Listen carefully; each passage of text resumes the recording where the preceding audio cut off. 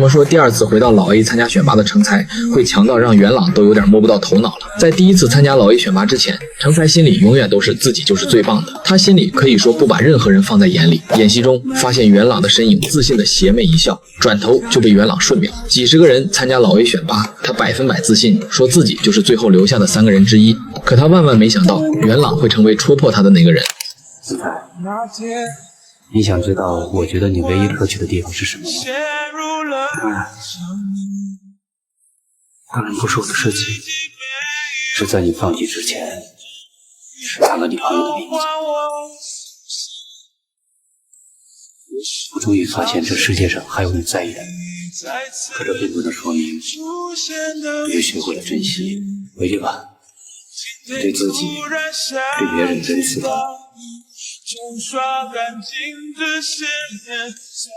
对成才来说，进入老 A 就是他在部队里的跳板，跟所有人不一样。别人进老 A 是为了梦想，是为了进到最精锐的特种部队，可成才可以说是为了出人头地，哪里出名往哪里跑。如果当时有另一支部队名气大过老 A， 那么成才绝对会毫不犹豫放弃老 A 去参加别的选拔。这也能解释为什么明明是尖子的钢七连都容不下成才。听说老 A 开始选拔，直接就跟连长高成表示自己要离开钢七连，心里没有一点波澜。可这也恰恰触碰了钢七连不抛弃不放弃的口号。连长，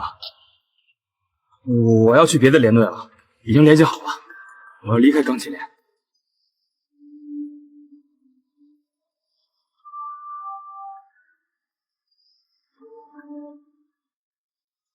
再说一遍，连长，我要去别的连队，我要离开钢七连，背着您干。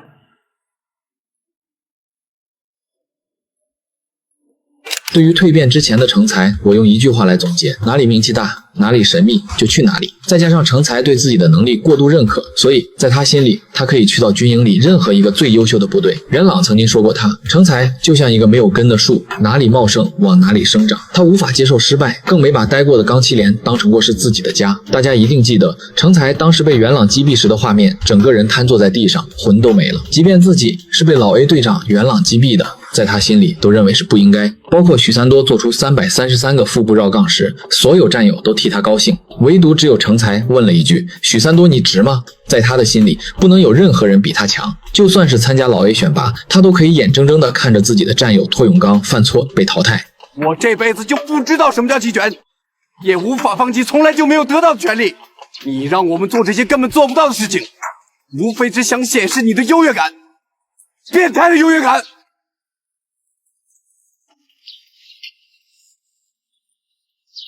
我给你2个选择：第一，入列归队；第二，我找个人，如果他能做到你认为不可能做到的事情，你立刻离开。成才，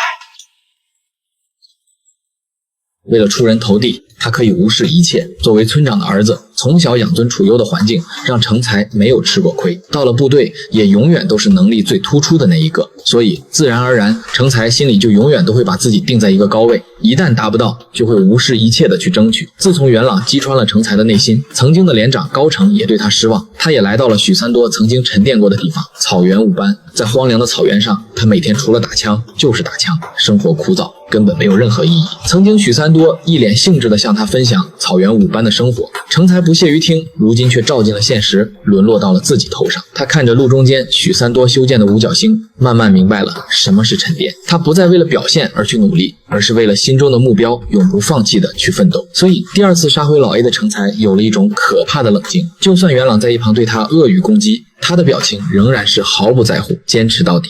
可成绩也是一个标尺，什么叫？那你被淘汰过1次了，什么原因不能自信？不想看到那人表演什么扣扳机击中目标的，因为你根本跟我的视频不是同一个目标。回去吧。